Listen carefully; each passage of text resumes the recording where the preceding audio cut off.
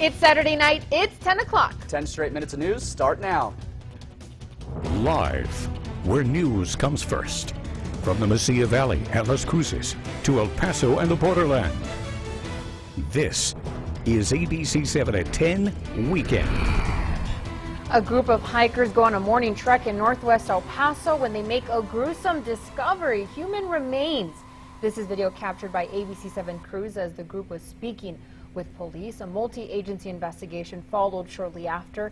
Limited details at this time, but as of this evening, police have confirmed they are indeed human remains. Good evening and thank you for joining us. I'm Josie Ortegon. And I'm Evan Fullen. We'll have the latest on the investigation in just a bit, but first, it's your voice, your vote. The people of EPISD are celebrating tonight. The latest voting results show voters overwhelmingly approved the penny swap. Here's a look at the latest numbers. These aren't the final numbers.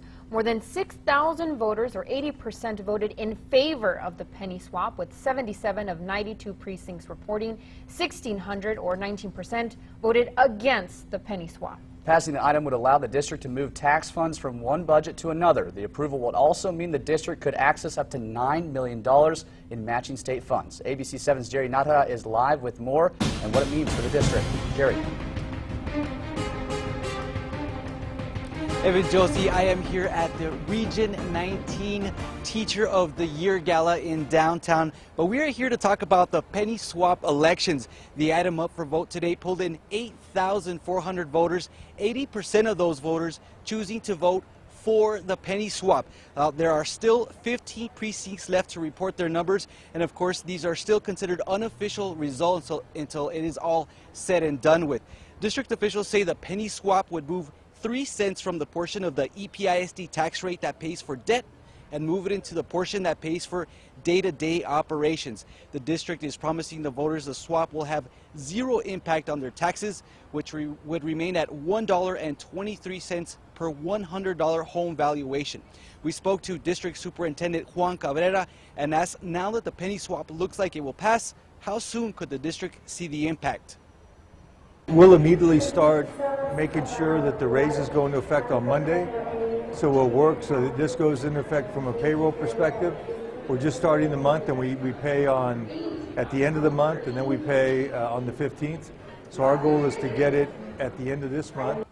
Cabrera said 65% of that extra money would go to teachers' salaries, but also classroom technologies, educational programs, and even buses, among other things. Now, to the Region 19 Teacher of the Year. They were chosen tonight. Carla Gandaria from YISD for the elementary category was selected, and for the secondary category, John Gable of EPISD was chosen. Congrats to them. Reporting from downtown El Paso, I'm Jerry Nahara. Evan, Josie, back to you. Thank you and congratulations. We have complete coverage of the penny swap election and what it means for taxpayers online at KVIA.com. Now to the latest on the investigation surrounding the discovery of human remains today. We've learned El Paso police will handle the case. At this time, it's not a criminal investigation. They're calling it a death unattended investigation. A group of hikers spotted the human bones during their morning trek in northwest El Paso. The remains were found in the desert area just north of Trans Mountain and Rustler. Our crews were there as the hikers spoke with El Paso police officers. Limited details at this time. Again, El Paso police say the remains are human. It's unclear how the remains got there and who they belong to. Now today we spoke with the man who claims to be one of the hikers. His name is Herman Zaragoza. He sent us several images, some of which were too graphic to show on air. These are photos of items he says were found near the remains. Zaragoza says his group found the remains after walking about 3 miles toward the mountains from Enchanted Springs. As soon as we get more information on this investigation, we'll be sure to let you know. And to our ABC-7 round-the-clock news coverage. Police are still searching for the person who stabbed a New Mexico teen to death. It happened about 9 o'clock last night on the 10,400 block of Rushing Road in northeast El Paso. The teen was initially taken to Northeast Urgent Care Center before being rushed to UMC, where he was later pronounced dead. The victim has been identified as 19-year-old Cesar Gutierrez from Chaparral. Investigators are trying to determine why Gutierrez was stabbed. At this point, no arrests have been made. Police ask anyone with information to call them immediately. And taking a live look outside from the Texas Tech Health Science Center. We had a bit of a hot day today. But Storm Tracker Dan Martinez says some changes are on the way. Let's head over to Storm Track Weather now. He's in the weather lab with your first forecast. Hi, Dan. Hey there, Josie. We had another hot day, but luckily no triple digits. Take a look at the official counts from the El Paso International Airport. The temperatures came out right around 97 degrees here in the El Paso area, 94 Las Cruces. And notice over in Silver City, we're only at 90 degrees today, 84 for Ruidoso. Now, as far as what we're going to be tracking with radar right now, we do have some of this ground clutter starting to pop up. This is just some radar reflectivity, but nonetheless, we still have some activity over into Hudspeth County. We do have a flood advisory in effect. That's through 11:15 this evening, so we'll be watching that closely. Another storm developing over to the south of Fort Hancock. Now, for El Paso right now, it's 82 degrees with those east-southeast winds at 11 miles per hour. And for Las Cruces, we're at 76 officially, but it feels a little bit warmer at 78. And those west winds are still at 15 miles per hour. They've been pretty strong every time we've been on the air so far today. So expect a breezy night and a windy day tomorrow. We'll be giving you those details and a lot more that's coming up in just a little bit. Evan? Dan, thank you. Today, many gathered to honor the life of Tom Moore, a comic legend and El Paso native. Moore died earlier this summer, and today fans and loved ones gathered at the Museum of Art to honor his memory and work. During the 50s, Moore did everything from writing, lettering, and inking his own cartoons while living in New York. During the 60s, he gave up his career to come back to the Sun City, where he did commercial work. We spoke with his son, who shared some of his memories of his dad. He was always drawing, always doodling. We'd go to restaurants, and while waiting for our food, he would start drawing on the placemats. And he would do a quick little sketch, and he'd say, "Okay, kid, you finish it off." And I would have to draw something, or I would just draw a scrawl, and he would finish drawing. Our food would show up, and we'd push the plates aside and keep drawing. And my mother would be like, "Are you guys going to eat or not?" He adds his father's wish would be for everyone to stop and take a moment to enjoy the beauty of the Sun City. And in international news, a big win in the fight against ISIS. The White House issuing a statement that a U.S. drone strike has killed a high-value target.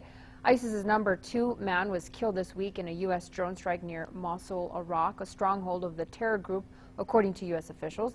The man killed was Haji Mutas, a longtime deputy to Abi Bakr al-Baghdadi. Mutas oversaw ISIS operations across Iraq and was the top financier. The White House called Mutas the primary coordinator for moving large amounts of weapons, explosives, vehicles, and people between Iraq and Syria. There's no doubt this would be a significant loss to ISIS, not only because of his very senior role in the organization, the chief deputy to Baghdadi, but also because of his military expertise from serving in Iraqi military intelligence in the era of Saddam Hussein. Authorities will continue to search Las Cruces churches tomorrow. In light of the recent bombings, officers will continue to provide extra security this weekend. More than 100 churches will be searched. No arrests have been made in the recent blast or the device found about a week ago at a church. Meanwhile, Mayor Ken Miyagishima has announced he will hold a town hall meeting August 26 at 6:30 to discuss security planning. We spoke with him earlier this week about the possibility of placing security cameras throughout the city. And again, that meeting will be held at August 26 at 6:30. After El Paso Children's announced their bankruptcy in May, their CEO, Mark Herbers, has been open to interviews and requests for information, but all of it comes with a price. Herbers has racked up 354 hours as the Chief Executive Officer of El Paso Children's Hospital and as the CEO and Chief Restructuring Officer of AP Services, LLC, through June 30th. That consulting and restructuring company is now billing Children's for those hours. That totals $187,000. That total doesn't just come from interviews and news conferences. It also includes things like working on cash and case management, plan development, creditor communication, hearings, and travel. Although Children's has been billed, the money isn't in Herber's pocket just yet. The federal bankruptcy judge will make the final decision on what fees are fair and what will be paid. Breakfast is said to be one of the most important meals of the day, but some children in Juarez can't afford it. A shelter in Juarez has made it their job to help those kids in need. Coming up, we'll take you inside the shelter so you can get a first-hand look at what they're doing and weather. Dan. Well, we'll continue keeping an eye on those showers and thunderstorms across the area, and could we see the return of triple digits? You'll want to stay tuned to your forecast. That's coming up. You're watching ABC 7, where news comes first.